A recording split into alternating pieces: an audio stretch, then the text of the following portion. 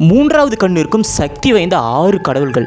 6வது இடத்துல பிரம்மா. படைக்கும் கடவுளான பிரம்மாக்கு முதல்ல 5 தலைகள் இருந்தது. சிவன் பார்த்தீங்கன்னா பிரம்மாவோட ஒரு தலையை கிள்ளி எடுத்துருவார் ஒரு சண்டையில். ஸோ அதன் பிறகு பார்த்தீங்கன்னா பிரம்மாக்கு 4 தலை தான் இருக்கும். அதில் முதல்ல இருக்கிற அந்த தலையில் பார்த்தீங்கன்னா பிரம்மாக்கு நெற்றிக்கண் இருக்கும். அந்த நெற்றிக்கண் பார்த்தீங்கன்னா அவர் எப்பயோ ஒரு தடவை தான் யூஸ் பண்ணுவார். 5வது இடத்துல பார்த்தீங்கன்னா இந்திரன். இந்திரனுக்கு பார்த்தீங்கன்னா உடம்பு முழுக்க ஏகப்பட்ட கண்கள் இருக்கும். அப்படி அவருக்கு உடம்புல கண்கள் இருக்கும்போது நெத்திலையும் ஒரு கண் இருக்கும். அதனால தான் இந்திரனுக்கும் நெற்றிக்கண் இருக்குன்னு சொல்லப்படுது. அது மட்டும் இல்லாமல் இந்திரனுக்கு பார்த்தீங்கன்னா உடம்பு முழுக்க பெண் உறுப்புகளாக இருக்கும். 4வது இடத்துல காளி. உலகத்திலேயே ரொம்ப சக்தி வாய்ந்த சிவனோட ரொம்ப சக்தி வாய்ந்த ஒரு பெண் கடவுள் அது காளி தான். பல நேரங்களில் பார்த்தீங்கன்னா காளி தன்னோட 3வது கண்ணை திறப்பாங்க. அவங்க 3வது கண் திறந்தாலும் மிகப்பெரிய அழிவோ இல்லை மிகப்பெரிய பேரழிவோ வரப்போது தான் அர்த்தம். ஸோ ரொம்ப ஆபத்தானது தான் காளியோட அந்த 3வது கண். அதனால பார்த்தீங்கன்னா பார்வதியோட 3வது கண்ணை எப்பயோ ஒரு மட்டும் தான் திறப்பாங்க, தேவைப்பட்ட மட்டும். 3வது இடத்துல பார்த்தீங்கன்னா விநாயகர். விநாயகர் பார்த்தீங்கன்னா எப்பவுமே 3வது கண் பார்த்தீங்கன்னா நெத்தியில் தெரிஞ்சிட்டு இருக்கும். விநாயகரோட ஒரு பொண்ணான சந்தோஷி மாதா கூட அந்த 3வது கண்ணில் அந்த நெற்றிக்கல்ல தான் பிறந்து வந்தாங்க.